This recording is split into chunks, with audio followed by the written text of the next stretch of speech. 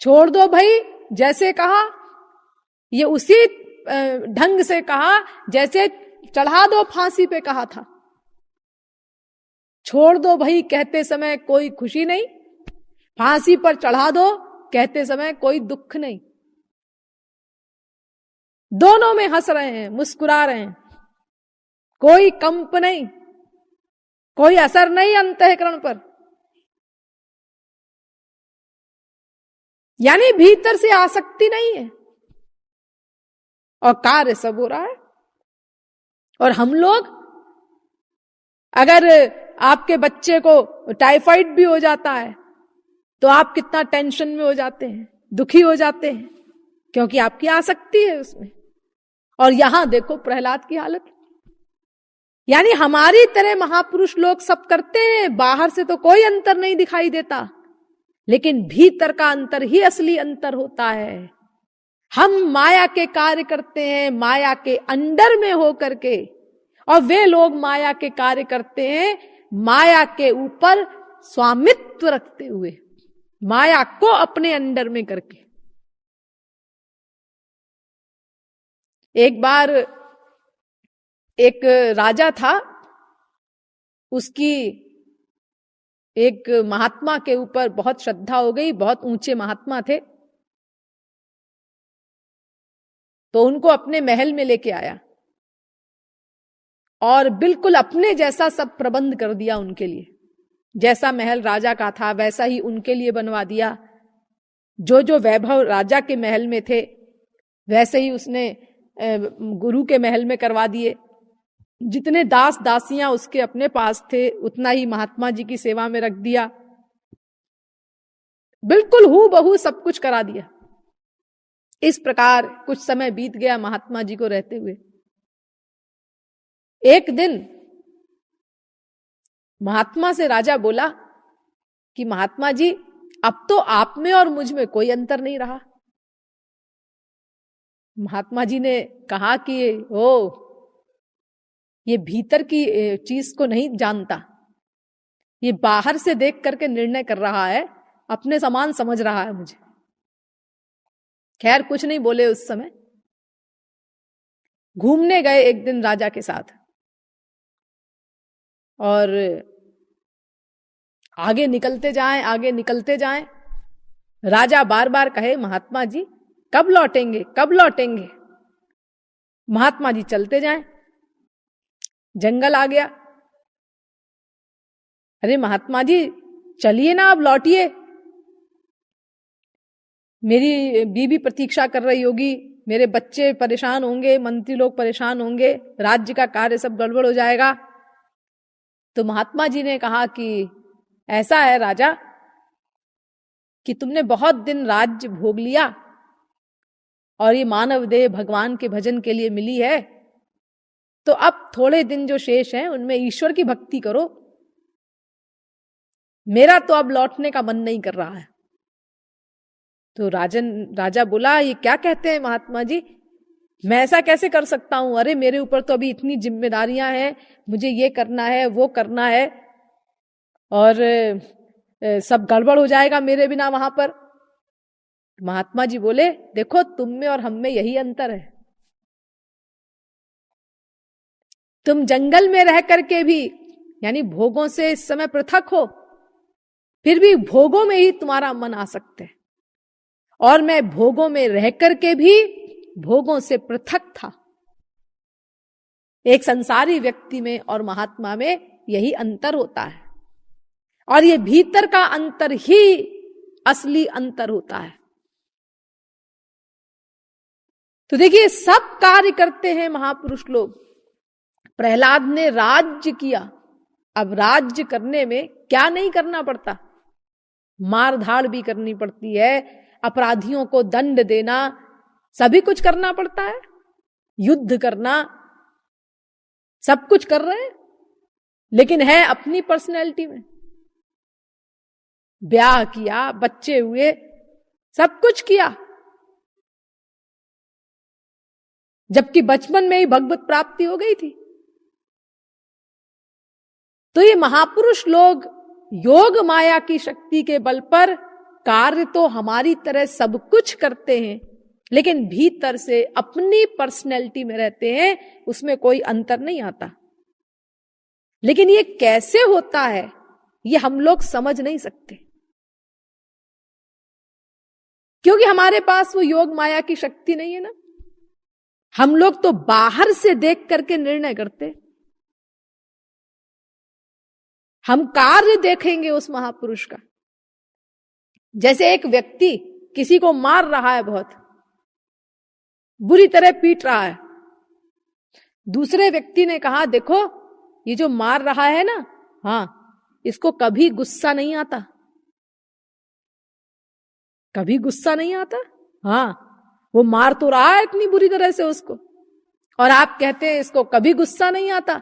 हाँ वो मार तो रहा है, वो मैं भी देख रहा हूं, लेकिन इसको गुस्सा कभी नहीं आता। तो क्या कहेगा, तुम भी पूरे पागल ही हो, वो तो है ही है जो है, लेकिन तुम भी पूरे पागल ही हो, ऐसा ही बोलेंगे हम ऐसी स्थिति में, क्योंकि हमें एक्सपीरियंस नहीं है, वो पावर हमारे पास नहीं है, योग माया शक्ति जिसके द्वारा महापुरुष लोग ऐसा कमाल करते हैं। हम तो जब सोचने बैठेंगे कभी अकेले में, तो सोचते सोचते अपना ये प्रहलाद के बच्चे थे, हाँ क्यों जी, प्रहलाद को तो छोटी सी उम्र में ही भगवत प्राप्ति हो गई थी, 5 वर्ष के ही थे, इनके लिए तो बाकायदा नृसिंह अवतार हुआ था। हाँ, और उसके बाद इन्होंने बड़े होकर के ब्याह किया, हाँ ब्याह किया। ये प्रहलाद की ब्याह करने की इच्छा हुई भगवत प्राप्ति के बाद, और फिर उसके बाद बच्चे भी हुए, हाँ बच्चे भी हुए। वो ऐसा हुआ होगा कि वो आकाश की तरफ हाथ करके प्रहलाद ने कहा होगा बच्चा आजा, वो आ गया होगा, ऐसे हुए होंगे बच्चे। नहीं नहीं ऐसे नहीं, बाकायदा जैसे संसार में होते हैं, स्त्री से बच्चे पैदा हुए, और काम रहित है प्रहलाद। अरे काम कहां जाएगा प्रहलाद के पास, काम तो श्याम का गुलाम है, और वो श्याम वो ब्रह्म काम प्रहलाद के गुलाम है। पीछे पीछे चलते हैं महापुरुष के भगवान, वहां भला काम की हिम्मत है फटकने की, दृष्टि उठाने की भी। लेकिन हम लोग नहीं समझ सकते, ये बात हमको भीतर से समझ में आएगी नहीं, क्योंकि हमारे पास योग माया शक्ति नहीं है, और हम काम क्रोध लोभ मोह के अंडर में हैं। तो जब तक हम काम क्रोध लोभ मोह के अंडर में हैं, तब तक काम क्रोध लोभ मोह से रहित होने पर महापुरुष के पास कितनी बड़ी स्पिरिचुअल पावर होती है, ये हम समझ ही नहीं सकते। जैसे यूं समझिए गधे की अकल से कि एक 4 साल का बच्चा है, वो अपनी मम्मी से पूछता है मम्मी मैं किसका लड़का हूं, तो मम्मी कहती है मेरा लड़का है। अब डैडी के पास गया, डैडी मैं किसका लड़का हूं, अरे मेरा लड़का है, तू ऐसी क्यों बात पूछता है। फिर गया मम्मी के पास, मम्मी आप तो कह रही थी कि मैं आपका लड़का हूं, डैडी तो कह रहे थे मैं उनका लड़का हूं, हाँ बकबक मत कर, हम दोनों का लड़का है। मम्मी ये कैसे हो सकता है, या तो मैं आपका लड़का होऊंगा और या तो मैं डैडी का लड़का होऊंगा, मैं दोनों का लड़का हूं, ये कैसे हो सकता है। अब देखो मम्मी डैडी अगर सरस्वती बृहस्पति की भी अकल रखते हो या उधार ले ले, तो क्या उस 4 साल के बच्चे को ये बोध करा सकते हैं कि वो दोनों का बच्चा किस प्रकार से है। भले ही उसको थ्योरी रटा दें, लेकिन अनुभव रूप से तो बोध नहीं करा सकते, क्योंकि बच्चा काम दोष से अपरिचित है।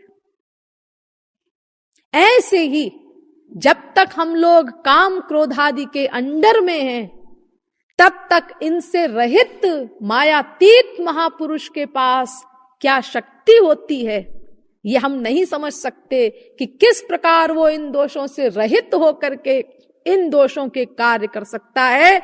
उस योग माया की शक्ति का वैलक्षण्य हमें समझ में ही नहीं आएगा। हमें तो चक्कर आ जाएगा सोच करके। ये अर्जुन महापुरुष हैं, हाँ। ये हनुमान जी महापुरुष हैं, हाँ।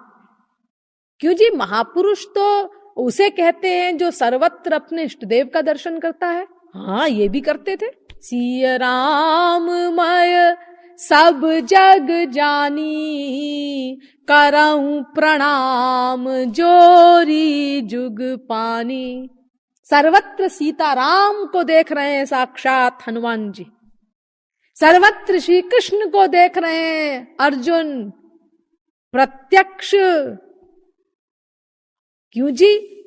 अगर महापुरुष प्रत्यक्ष अपने इष्ट देव को सर्वत्र देखता है, भगवान को सर्वत्र देखता है, तो फिर ये हनुमान जी ने इतनी हत्याएं कैसे की लंका में? ये अर्जुन ने करोड़ों हत्याएं कैसे की महाभारत में? क्या उन राक्षसों में हनुमान जी को सीताराम नहीं दिखाई दिए, या राक्षसों में सीताराम नहीं रहते? अरे भगवान तो प्रत्येक जीव के अंतःकरण में है, प्रत्येक परमाणु में है, चाहे वो कितने ही गंदे से गंदी जगह हो, और चाहे वो कितना ही निकृष्ट से निकृष्ट जीव हो, भगवान तो सबके अंदर है, सर्वव्यापक है वो। हाँ, तो भी उन राक्षसों के ऊपर वार करते समय करोड़ों हत्याएं कर रहे हैं हनुमान जी को सीताराम नहीं दिखाई दिए उनके अंदर बैठे हुए? उनसे हत्या की कैसे गई? ये अर्जुन सर्वत्र श्री कृष्ण को देखते हैं और सबके हृदय में ही भगवान रहते हैं। जैसे जीवात्मा हृदय में रहती है, ऐसे ही परमात्मा भी हृदय में रहता है, क्योंकि जीवात्मा के भीतर ही तो रहता है वो, उसको चेतन बनाए रखने के लिए। और महापुरुष प्रत्यक्ष देखता है उस भगवान को, हमें तो नहीं दिखाई पड़ते माया के पर्दे के कारण। महापुरुष को तो प्रत्यक्ष दर्शन होता है महापुरुष भगवान का। तो उन कौरवों में अर्जुन को श्री कृष्ण नहीं दिखाई दिए? कैसे बाण चलाया गया अर्जुन से? उसी हृदय पर बाण चला रहा है अर्जुन, जिस हृदय में श्री कृष्ण बैठे हुए हैं, कि एक ही बाण में मर जाए, ये इधर उधर न जाए, बड़े ध्यान से हृदय के ऊपर बाण मार रहा है। तो ये कैसे मारा गया अर्जुन से? देखो, हम लोग सोचेंगे कभी अकेले में, तो सोचते सोचते सोचते सोचते चक्कर आ जाएगा हम लोगों को, लेकिन हम समझ नहीं सकते कि ये कमाल कैसे होता है, क्योंकि योग माया की शक्ति का हमें कोई एक्सपीरियंस नहीं है। इसीलिए सब शास्त्र कहते हैं कि सरेंडर करो, सरेंडर करो, गुरु की शरणागति करो। शरणागत होना पड़ेगा, इस बुद्धि से तुम कुछ समझ नहीं सकते। और शरणागति माने बुद्धि को बुद्धि से जोड़ देना। जैसे एक मरीज डॉक्टर के शरणागत होता है तो क्या करता है? अपनी बुद्धि को डॉक्टर की बुद्धि से जोड़ता है ना। जैसी दवाई बताता है, जितनी बार बताता है, जिस प्रकार बताता है, वैसी ही दवाई उतनी ही बार उसी प्रकार वो मरीज लेता है। अगर वो अपनी बुद्धि का प्रयोग करे, डॉक्टर कह रहा है कि ये 2 बूंद दवा लेना 1 चम्मच पानी में दिन में 3 बार, और मरीज कहे कि ये 2 बूंद से क्या होगा, कम से कम 2 चम्मच तो बताइए एक बार में, तो फिर कौन डॉक्टर उसका इलाज कर सकेगा? फिर क्या हाल होगा ऐसे मरीज का? ऐसे ही एक विद्यार्थी जब पढ़ने जाता है स्कूल में, तो शिक्षक की बुद्धि से अपनी बुद्धि को जोड़ता है, जो पढ़ाया जाता है उस पर विश्वास करके उसी प्रकार विद्या ग्रहण करता है वो, तब एक दिन काबिल बनता है। अगर वो अपनी बुद्धि का प्रयोग करे कि ये नाइफ में पहले एन आना चाहिए, के क्यों आया, मैं नहीं मानता इस बात को, तो फिर वो कैसे पढ़ाई करेगा? कैसे ज्ञान प्राप्त होगा उसको? तो सर्वत्र देखो, बिना शरणागति के हम कुछ हासिल नहीं कर पाते। संसार में भी, संसार के विषयों में भी हमें शरणागत होना पड़ता है। और शरणागति माने अपनी बुद्धि को उसकी बुद्धि के साथ जोड़ना पड़ता है, जिसकी शरणागति हम कर रहे हैं, जिससे हमें कुछ चाहिए। तो फिर अलौकिक क्षेत्र में जब तक आप अपनी बुद्धि को महापुरुष की बुद्धि से नहीं जोड़ेंगे, तो फिर ये माया की बुद्धि से, वो भी अत्यंत लिमिटेड छोटी सी अलौकिक जगत की बातें आपको कैसे समझ में आएंगी। इसीलिए सब शास्त्र कहते हैं कि गुरु की शरणागति करनी पड़ेगी। तद्विधि प्रणिपातेन परिप्रश्नेन सेवया उपदेक्ष्यन्ति ते ज्ञानम ज्ञानिनस्तत्वदर्शिनः। गीता 4 अध्याय का 34वां श्लोक। प्रणिपात करना होगा गुरु के चरणों में। भगवान श्री कृष्ण कह रहे हैं अर्जुन से, प्रणिपात यानी सदा सदा के लिए उस महापुरुष को अपनी मन बुद्धि का कंप्लीट समर्पण कर देना, बिना किसी कामना को अंतःकरण में रखे। ऐसा करना होगा, तब काम बनेगा। मय्येव मन आधत्स्व मयि बुद्धिम निवेशय। जब अर्जुन ने कहा मैं तो आपको गुरु मानता हूं, शिष्यस्ते हम शाधिमाम त्वाम प्रपन्नम, तो भगवान ने कहा ठीक है, अगर तू मुझे गुरु मानता है तो देख, मय्येव मन आधत्स्व मयि बुद्धिम निवेशय। अपना मन भी मुझको दे और अपनी बुद्धि भी मुझको दे। खाली मन देने से काम नहीं चलेगा कि हम तो गुरु जी से प्यार करते हैं। अरे बुद्धि का समर्पण करो, मन के ऊपर भी बुद्धि है, बुद्धि को जोड़ो। खाली बुद्धि भी नहीं और खाली मन भी नहीं, दोनों का समर्पण करना होगा। तो बुद्धि को गुरु की बुद्धि से जोड़ना होगा। मय्येव मन आधत्स्व मयि बुद्धिम निवेशय, भगवान कह रहे हैं 12वें अध्याय का 8वां श्लोक। फिर कहा दोबारा, मयि अर्पित मनो बुद्धि, मन बुद्धि दोनों देने होंगे मुझे, तब शरणागति होगी, तब गुरु अपना कमाल दिखा सकता है। जितनी शरणागति होगी उतनी मात्रा में गुरु कृपा से फिर हमारा अंतःकरण शुद्ध होगा, तब फिर ईश्वरीय जगत की बातें हमको समझ में आएंगी। पहले तो हमें मानना पड़ेगा।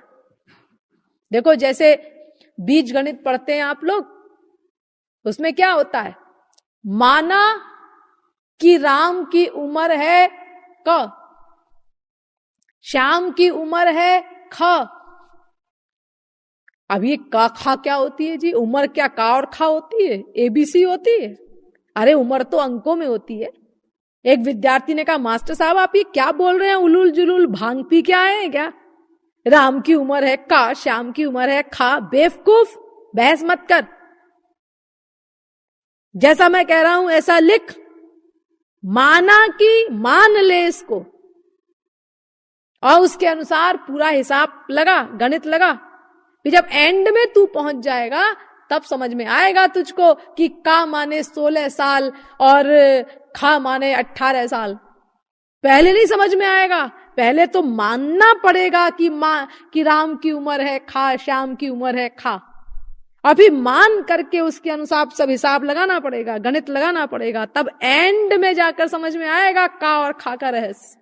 देखो संसार में ऐसी हंसी की बातें भी हम लोग मान लेते हैं। तो ऐसे ही अलौकिक जगत की बातें, वो तो ब्रह्मादिक की बुद्धि से, सरस्वती बृहस्पति की बुद्धि से परे हैं, तो उन बातों को हम लोग कैसे समझ सकते हैं फिर? इसीलिए पहले हमें किसी वास्तविक महापुरुष के प्रति बुद्धि का सरेंडर करना होगा, और बुद्धि का सरेंडर करके उसके बताए अनुसार हमको साधना करनी होगी, उसकी आज्ञा पालन करते हुए। जितनी मात्रा में हमारी शरणागति होगी, सही सही हम उसकी आज्ञा पालन करते हुए साधना करेंगे, उतनी मात्रा में हमारा अंतःकरण शुद्ध होगा। और जब अंतःकरण हमारा पूर्ण शुद्ध हो जाएगा, तब वो योग माया की शक्ति हमको भी प्राप्त होगी गुरु कृपा से। और जब वो शक्ति हमको मिल जाएगी, तब हमको महापुरुषों के कार्यों के रहस्य भीतर से समझ में आएंगे, अनुभव रूप से समझ में आएंगे। उसके पहले हमें मानना होगा। तो देखिए, ये महापुरुष लोग कार्य तो माया के करते हैं, लेकिन ये भीतर से अपनी पर्सनैलिटी में ही रहते हैं। माया के कार्यों का इनके ऊपर कोई प्रभाव नहीं पड़ता। देखिए, इसका हल्का फुल्का आइडिया आपको संसार में भी मिल जाता है। एक पुरुष है और एक स्त्री है, और वो पुरुष बहुत सुंदर है और वो लड़की भी, स्त्री भी बहुत सुंदर है, और दोनों घोर कामी हैं। लेकिन एक कमरे में सोते हैं दोनों, लेकिन घोर काम युक्त होते हुए भी, मैं एक ऐसी एग्जाम्पल आपको दे रही हूं कि गधा भी समझ जाए। परम सुंदर वो पुरुष है, परम सुंदर वो स्त्री है, लड़की है, और दोनों एक कमरे में रहते हैं, एक कमरे में सोते हैं, और फिर भी घोर कामी होते हुए भी आपस में एक दूसरे का काम भाव उनका नहीं हुआ एक दूसरे के प्रति। और इस प्रकार रहते हुए उनको बरसों बीत गए। आप लोग कहेंगे ये कैसे हो सकता है? ये नहीं हो सकता, इम्पॉसिबल। अगर दोनों काम युक्त हैं, हाँ, काम युक्ति नहीं, घोर कामी है और परम सुंदर हैं, हाँ, और एक कमरे में ही सोते हैं, हाँ, और वर्षों बीत गए, हाँ, तो ऐसा कैसे हो सकता है कि आपस में काम भाव व्याप्त नहीं हुआ? आप ऐसे ही गुर्राएंगे, या तो ऋषि मुनि रहे होंगे। अरे नहीं नहीं, ऋषि मुनि, मैंने आपको बताया ना अभी बार बार, घोर कामी है दोनों, घोर संसारी, तो फिर ऐसा कैसे हो सकता है? आप नहीं मानने को तैयार होंगे ना। लेकिन अगर आपको रहस्य बता दिया जाए कि देखो, वो जो पुरुष है वो उस लड़की का बाप है,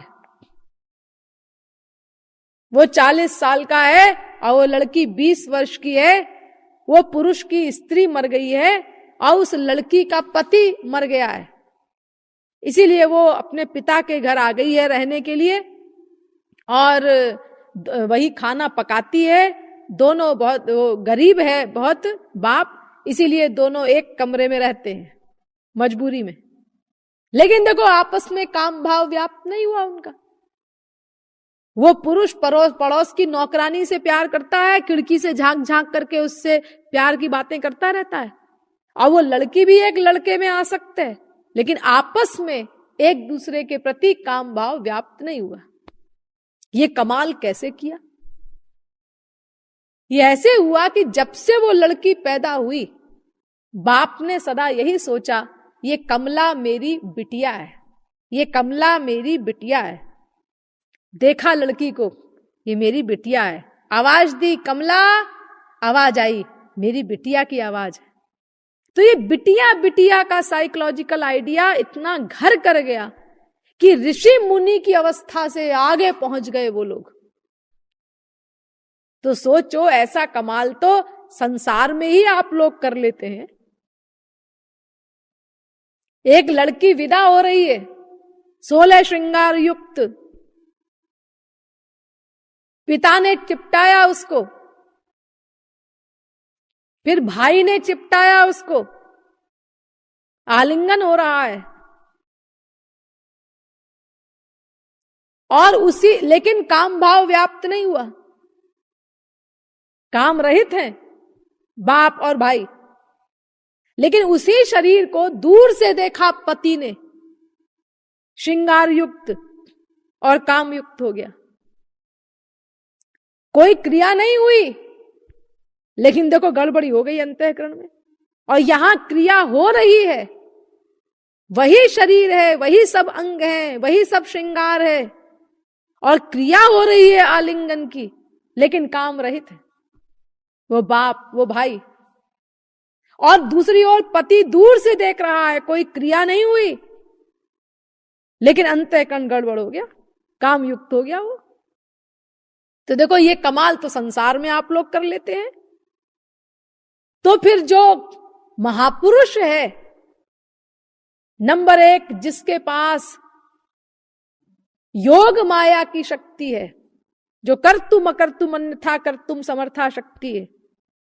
नंबर 2, जो माया से परे हो चुका है अनंत काल के लिए, और एक बार अगर कोई माया से परे हो जाए तो अनंत काल तक माया नहीं आ सकती, फिर खड़ी नहीं हो सकती उस महापुरुष के सामने।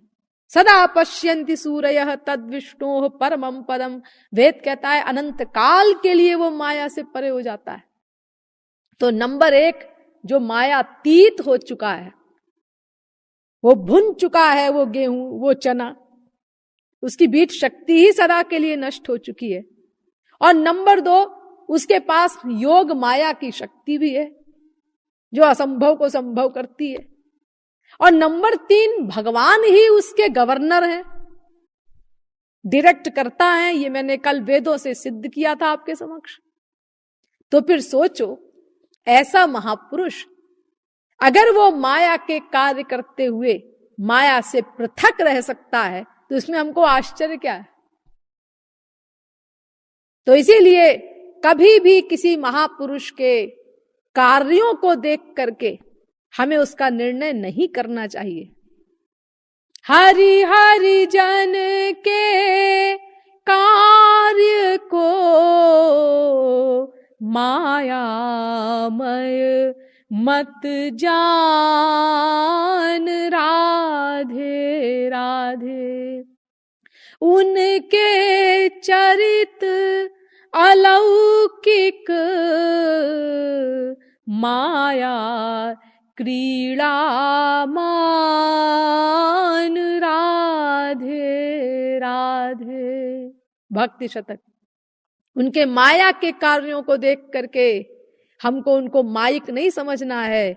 वो माया के कार्य केवल खेल हैं, अभिनय है योग माया का। लेकिन इस प्रश्न का समाधान तो हो गया कि माया से रहित होते हुए भी महापुरुष लोग माया के कार्य कर कैसे लेते हैं। तो उसका उत्तर आप लोगों को डिटेल में समझ में आ गया होगा कि योग माया के द्वारा ऐसा कमाल होता है। लेकिन अभी भी वो प्रश्न बाकी है। क्या? गीता में लिखा है, यद्यदाचरते श्रेष्ठस्तत्तदेवेतरो जनः स यत् प्रमाणम कुरुते लोकस्तदनुवर्तते। अर्थात बड़े लोग जैसा करते हैं वैसे ही छोटे लोग करते हैं, यानी नकल करते हैं। 3 अध्याय का 21वां श्लोक। तो महापुरुष लोगों के ऊपर तो माया का कोई प्रभाव नहीं होता, क्योंकि उनको खाली एक्टिंग करनी है, वो योग माया का नाटक है। लेकिन हम उनकी नकल करेंगे तो हम तो फैक्ट कर डालेंगे, क्योंकि हमारे पास तो योग माया शक्ति है नहीं, हम माया के अंडर में है। तो हमारा तो सर्वनाश हो जाएगा। तो फिर हमारे सर्वनाश का जिम्मेदार कौन होगा? हम क्या करें? पहला प्रश्न ये जो रखा गया था कल, इसका तो समाधान ही नहीं हो पाया। और इसके अलावा और भी प्रश्न है कि भाई ये महापुरुष लोग माया के कार्य करते क्यों हैं? जरूरत क्या है इनको माया का कार्य करने की? और तीसरा प्रश्न ये भी है कि अगर ये माया के कार्य करते हैं तो फिर ये माया से परे हैं भीतर से, इस बात को हम लोग कैसे जानेंगे? भैया हम अंतर्यामी तो है नहीं कि हम भीतर घुस सके कि ये भीतर से माया से परे है, मायातीत है। हम तो कार्य देख करके ही किसी का निर्णय करेंगे। तो अगर महापुरुष लोग इस प्रकार अंड-बंड आचरण करते हैं तो वो माया से परे हैं, वास्तविक महापुरुष हैं, भगवत प्राप्त हैं ये पर्सनैलिटीज। इसका निर्णय हम कैसे कर सकते हैं? अर्थात महापुरुषों को हम कैसे पहचानेंगे? ये 3 प्रश्न अभी बाकी हैं इस महापुरुष प्रकरण में। इनका भी समाधान किया जाएगा, लेकिन आज नहीं, अगले प्रवचन में। बोलिए वृंदावन बिहारी लाल की, श्रीमद् सद्गुरु सरकार की।